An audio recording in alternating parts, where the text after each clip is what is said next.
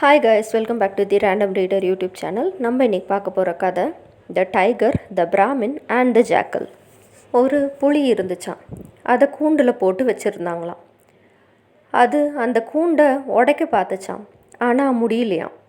அந்த வழியில் ஒரு ஐயர் போகிறத பார்த்துச்சான். ப்ளீஸ் இந்த கூண்டை திறந்து விடுங்க அப்படின்னு சொல்லிட்டு பயங்கரமாக ஐயர்கிட்ட அழுதுச்சான். அதுக்கு ஐயர், முடியாது, புலி உன்னை திறந்து விட்டால் நீங்கள் என்னை சாப்பிட்டுடுவ அப்படின்னு சொல்லிட்டு சொன்னாராம். அந்த புலி, இல்லை, நான் அப்படியெல்லாம் பண்ண மாட்டேன், நான் உங்களுக்கு ரொம்ப நன்றியோடு இருப்பேன், நீங்கள் என்ன சொன்னாலும் செய்வேன் அப்படின்னு சொல்லிட்டு சொல்லிச்சான். சொல்லிகிட்டே பயங்கரமாக அழுதுச்சான். ஐயருக்கு அந்த புலியை பார்த்தோன்னே ரொம்ப பாவமாக போச்சான். அவரும் திறந்து விட்டாராம். புலி கூண்டை விட்டு வெளியே தாவி வந்துச்சான். நீ எவ்வளோ பெரிய முட்டாளாக இருக்க, நிறைய நாளுக்கு அப்புறம் கூண்டிலிருந்து வந்திருக்கேன்னா, எனக்கு பயங்கரமாக பசிக்குது, நான் உன்னை சாப்பிட மாட்டேனா அப்படின்னு சொல்லிட்டு கிட்ட உரிமிக்கிட்டே வந்துச்சான். ஐயரும், ப்ளீஸ் என்னை சாப்பிடாத, ஒரு ஐடியா பண்ணலாம், இங்கே பார்க்குற முதல் 3 பேர்கிட்ட நீ என்னை சாப்பிடலாமா வேணாமான்னு சொல்லிட்டு கேட்கலாம் அப்படின்னு சொல்லிட்டு சொன்னாராம். அதுக்கு டைகரும் ஓகேன்னு சொல்லிச்சான். ஃபஸ்ட்டு ஒரு அத்தி மரத்தை பார்த்தாராம். அதுக்கிட்ட போயிட்டு அந்த புலி என்னை சாப்பிடலாமா அப்படின்னு சொல்லிட்டு கேட்டாராம். அதுக்கு அந்த மரம், ஏன், நானும் தான் வரவங்களுக்கெல்லாம் நிழல் கொடுக்குறேன், பழம் தரேன், இருந்தாலும் என் கிளையெல்லாம் உடச்சி ஆடு மாடுங்களுக்கெல்லாம் தரீங்களே, பரவாயில்ல போ அப்படின்னு சொல்லிட்டு சொல்லிச்சான்.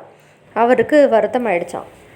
பக்கத்தில் ஒரு எருமையை செயினில் கட்டி வச்சு கிணத்துலேருந்து தண்ணி எடுக்க வச்சுட்டு இருந்தாங்களாம். அதுக்கிட்ட போயிட்டு ப்ளீஸ் என்னை விட்டுற சொல்லு அப்படின்னு சொல்லிட்டு கேட்டாராம்.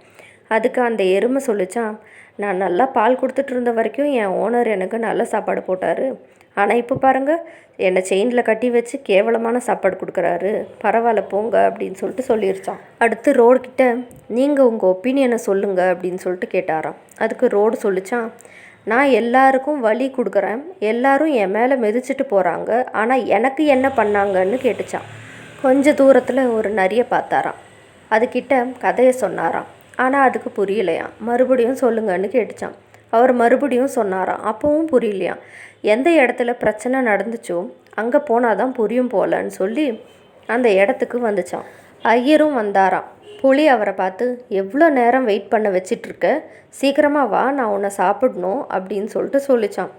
அவர் பயத்துலேயே, 5 நிமிஷம் கொடுங்க, நான் இந்த நரிக்கு கதையை சொல்லிட்டு வரேன் அப்படின்னு சொல்லிட்டு சொன்னாராம். புலியும் ஓகே சொல்லிடுச்சான். அப்புறம் கதையை சொல்ல ஆரம்பித்தாராம். அந்த நரி பயங்கரமாக அழ ஆரம்பிச்சிடுச்சான். ஓ என் மூளையே, எனக்கு புரியலையே, ஒரு நிமிஷம், ஃபஸ்ட்டு ஐயர் நீங்கள் கூண்டில் இருந்தீங்க, டைகரு நடந்து வந்துச்சு அப்படின்னு சொல்லும்போது, ஹே முட்டாள், ஐயர் கூண்டில் இல்லை, நான் தான் கூண்டில் இருந்தேன்னு புலி சொல்லிச்சான். நரி பயந்துட்டே அழுதுகிட்டு, ஓ ஓகே, டைகரு ஐயருக்குள்ளே இருந்துச்சு, கூண்டு நடந்து வந்துச்சு அப்படின்னு சொல்லிட்டு சொல்லிச்சான். ஓ கடவுளே, சரி புலியே, நீங்கள் அவரை சாப்பிட்ருங்க, எனக்கு புரியாது போலன்னு சொல்லிச்சான். ஆமாம், நீ கரெக்டாக சொன்னேன்னு புலி சொல்லிச்சான். ஹே முட்டாளே, இப்போ கவனி, நானே புரிய வைக்கிறேன்னு சொல்லி, நான் தான் புலி, ஓகேவான்னு கேட்டுச்சான். நரியும் ஆமாம் ஓகேன்னு சொல்லிச்சான். அவர் ஐயரு ஓகேவான்னு கேட்டுச்சான். நரியும் ஓகேன்னு சொல்லிச்சான். இப்போ நான் கூண்டில் இருந்தேன் அப்படின்னு புரிஞ்சிச்சா அப்படின்னு சொல்லிட்டு கேட்டுச்சான். அதுக்கு நரி, அது ஓகே, அது இல்லை அதுன்னு இழுத்துச்சான். புலி அழ ஆரம்பிச்சிடுச்சான். அட கடவுளே, இதுக்கு புரியாதா அப்படின்னு சொல்லிட்டு சொல்லிச்சான். அதுக்கு நரி சொல்லிச்சான், புலி சார், நீங்கள் கூண்டுக்குள்ளே எப்படி போவீங்கன்னு கேட்டுச்சான். அதுக்கு புலி எப்பவும் போலதான்னு சொல்லிச்சான். ஓ சார், எனக்கு தலையே சுற்றுதே, கொஞ்சம் கோவப்படாமல் எப்பவும் போகிற வழின்னா என்னன்னு சொல்லுங்கன்னு கேட்டுச்சான். புலிக்கு கோவத்தை கட்டுப்படுத்த முடியாமல் கூண்டுக்குள்ளே குதித்து இப்படி தான்னு சொல்லிச்சான். நரியும் பர்ஃபெக்ட் சார், சூப்பராக புரிஞ்சிச்சின்னு சொல்லி கூண்டு கதவை மூடிடுச்சான். இனிமே எல்லாமே எப்பவும் போல் இருக்கும் அப்படின்னு சொல்லிட்டு சொல்லிச்சான். இந்த கதை பிடிச்சிருந்தா லைக் பண்ணுங்கள், ஷேர் பண்ணுங்கள், த ரேண்டம் ரீடர் யூடியூப் சேனலை சப்ஸ்கிரைப் பண்ணுங்கள், பக்கத்தில் இருக்க பெல் ஐக்கனையும் கிளிக் பண்ணிடுங்க. தேங்க்யூ.